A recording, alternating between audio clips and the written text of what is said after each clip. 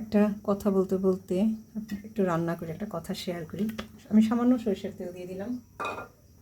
আমার এক পরিচিত ওদের আত্মীয় ব্রেন স্ট্রোক করছে।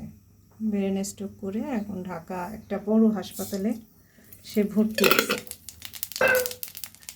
এখন এই নির্বাচনের সময় দেশে একটা জরুরি পরিস্থিতি, এই সময় যদি কেউ অসুস্থ হয় তার পরিবারের লোকদের যে কত ভোগান্তি, কারণ আজকে থেকে তো সব কিছু বন্ধ।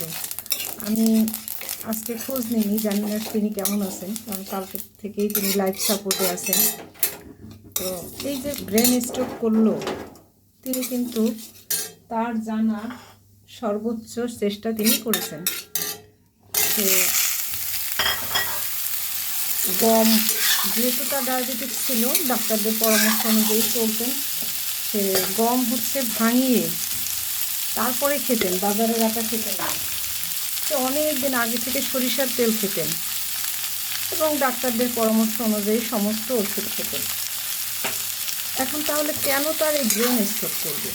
তার তো একটা স্বাভাবিক মৃত্যু হতে পারতো, তাই না? তার বয়স হবে, আমরা সবাই মরণশীল, মরে যাব, কেউ বাঁচবে না, কিন্তু সেই মৃত্যুটা নিশ্চয়ই স্বাভাবিক মৃত্যু হতে পারে। মরিচ দিয়ে দিলাম, কিন্তু তারপরও তার ব্রেন স্ট্রোক করলো, কারণ তার রান্না সে জানতো না সরিষার তেল যখন পুড়িয়ে রান্না করা হয় সেটা কিন্তু বেশি তৈরি হয়। তো আমি যে রান্নাগুলো দেখাচ্ছি, অনেকে হাসে যে এইভাবে রান্না করে, কিন্তু বিশ্বাস করেন এইটাই সরিষার তেল যখন খাবেনি সেটা থেকে পূর্ণ বেনিফিট পাওয়ার চেষ্টা করা উচিত নয় কি? এখন এই যে ব্রেন স্ট্রোক করলো তার একটা ছেলে, আর অত বড় হাসপাতালে, অনেক বড় নামি হাসপাতাল, সেই হাসপাতালে লাইফ সাপোর্ট মানে আপনারা তো বুঝেন যে কত টাকা তাদের লাগবে।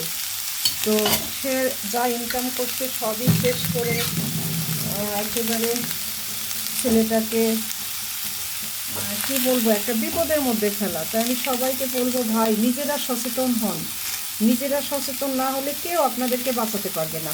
ডাক্তারের পরামর্শ অনুযায়ী চলছে, তারপরে এই অবস্থা। এবং ডাক্তারের পরামর্শ অনুযায়ী চলতে চলতেই মানুষের স্ট্রোক হয়, চোখ নষ্ট হয়, হাত নষ্ট হয়, কত কিছু হয়। জাহাঙ্গীর কবির স্যার প্রতিদিন লাইভে এই কথাগুলোই বলে, কেউ বিশ্বাস করে না। এবং জাহাঙ্গীর কবির স্যারের ভিডিও দেখে দেখেই কিন্তু আমরা এই জ্ঞানগুলো নিয়েছি। বেশ কয়েকজন স্যারের ভক্ত আছে যারা এগুলো নিয়ে কাজ করেন, যেমন জালাল ভাই আছেন, রুহুল আমিন ভাই আছেন, এরা ব্যায়াম দেখায় প্রতিদিন সকালে। আরফান ভাই আছেন, তিনি ভিটামিন, বিভিন্ন সাপ্লিমেন্ট নিয়ে কথা বলেন। আমি আছি, আমি রান্নাগুলো দেখানোর চেষ্টা করি অন্ততপক্ষে, যে হেলদি খাবার কিভাবে রান্না করা যায়। সবাইকে বলবো স্যারের ভিডিওগুলো, লাইভ ভিডিওগুলো প্রতিদিন দেখুন, আর একটু নিজে সচেতন হন, সুস্থ থাকুন। মৃত্যু আমাদের হবে, সত্য চিরন্তন সত্য। আমরা সবাই হাসতে হাসতে মৃত্যুকে বরণ করতে চাই, সবাইকে, পরিবারের লোকদেরকে ভোগান্তি দিয়ে নয়।